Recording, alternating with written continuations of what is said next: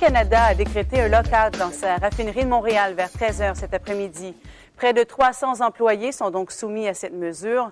Par voie de communiqué, la direction explique qu'elle espère faire avancer les négociations de la convention collective. Le principal, il y en a plusieurs, il y en a eu plusieurs, il y en a moins, sauf que le principal problème qu'on a, c'est qu'on ne s'entend pas sur le pattern national.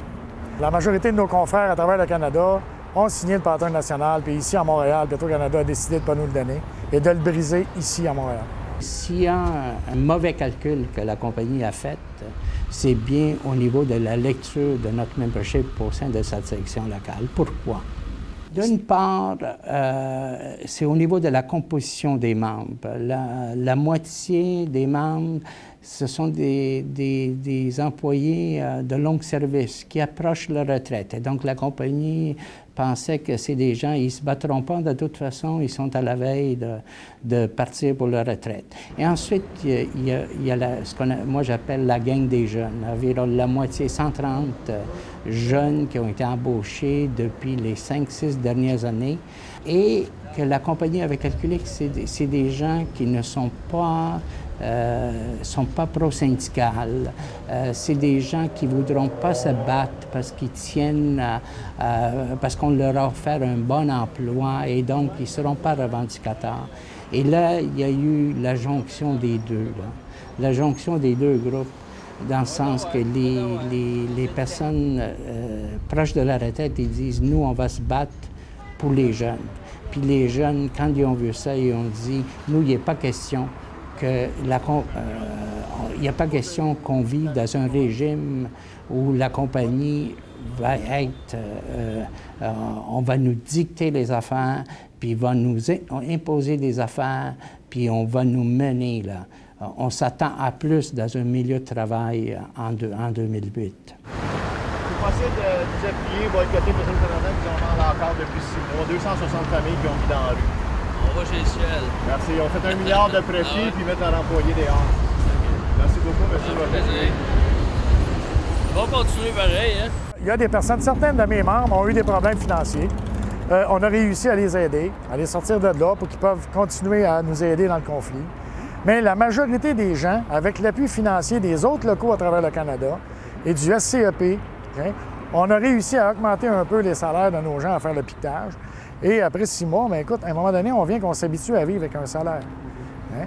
Et c'est ce qui est en train d'arriver. Mais il n'y a pas question qu'on rentre à l'intérieur de la raffinerie, que ce soit financièrement qu'on ait de la misère ou autre, en ayant des reculs que nos confrères de l'extérieur n'ont pas. Le moral est excellent. Puis, écoute, notre exécutif a fait un travail incroyable pour nous autres. On a beaucoup de support des autres usines. Tout ça, fait que le moral est très bon, ces lignes. C'est vraiment... On a du plaisir, dans le fond. Moi, je ne reverrai jamais une situation comme ça, avec autant de temps libre, puis il n'y en a pas de problème. Là. On va continuer tant qu'il faut. On a eu bien des incidents dernièrement où est-ce qu'il y avait des fuites de naphta, et puis nos informations nous disent aussi que les gens à l'intérieur sont rendus au maximum de au bout, là, sont fatigués. Et puis, regarde, ça, c'est évident qu'il y a un problème de ce côté-là. On entend souvent dire qu'ils font des records profits, et c'est vrai, ils font des milliards par année. Ils sont très à l'aise au niveau financier, je pense pas que c'est une issue financière.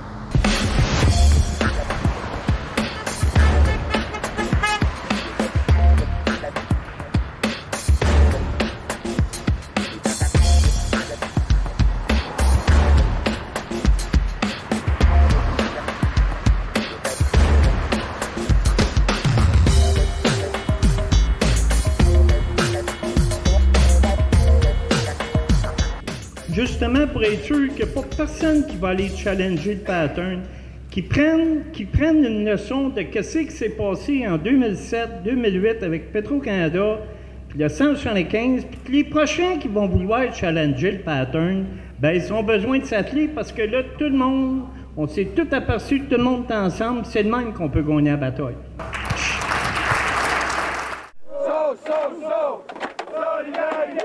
Bien, le message est clair, net et précis. Vous n'écraserez pas nos membres dans la section locale 175.